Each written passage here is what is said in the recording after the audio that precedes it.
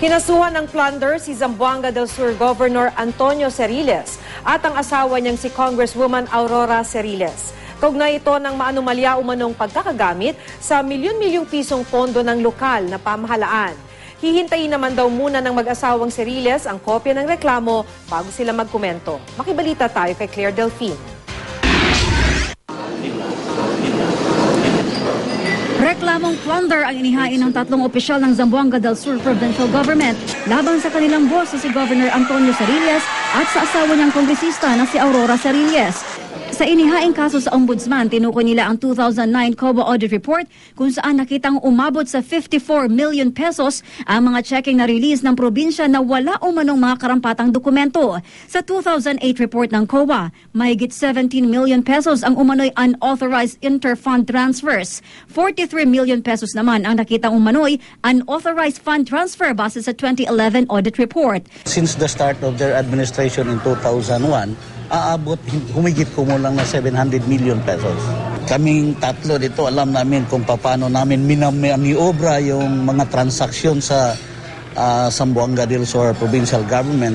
Basta lang mapunta doon sa mag-asawang Ceriles para i-sustain sa mga businesses at mga ari-arian nila.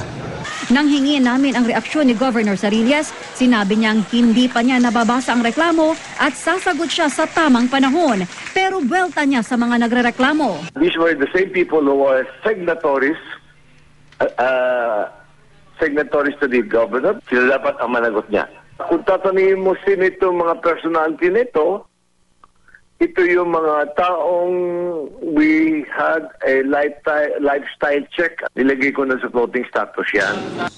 Aminado sina Monte Alto at Provincial Accountant Bernadette Ordonez, nasa floating status daw sila ngayon. Di raw nila alam ang dahilan nito. Si Pedro Ramirez, ang Provincial Treasurer, saksi raw sa paggamit ng kaban ng probinsya para mapondohan ang pagkapanalo ng mag-asawa nung nakarang eleksyon. Kasama sa inilakip niyang ebidensya sa plunder case, ang ilang papel na magsisilbing resibo sa pagtanggap umano ni Congresswoman Ceriles ng perang may kabuang halagang 25 million pesos ilang araw bago ang eleksyon noong 2010. Pinapalit pa niya sa akin ng denomination, 500 saka 100.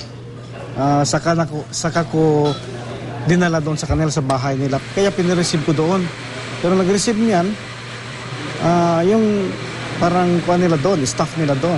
Pinareceive ko, ayaw niya mag-receive eh. Pero siya nagpa-count. Dinala ko talaga sa kanya yan. Siyang nag-count talaga. Cold cash, in denomination. Taken from the intelligence fund. Kasi advance ko yan, pangalan ko. Hindi ko alam yan. Pero kung matino sila mga head office, dapat din lang gagawin yun. Pero kung binuksan nila yan, sila rin sasagot yan. Bakit sila mga signatories dyan? Sinubukan naming kunan ng payag si Representative Ceriles pero di siya sumagot sa aming mga tawag. Formal na ring humiling ang tatlo sa DOJ na ilagay sila sa Witness Protection Program nito. Claire Delfin, GMA News.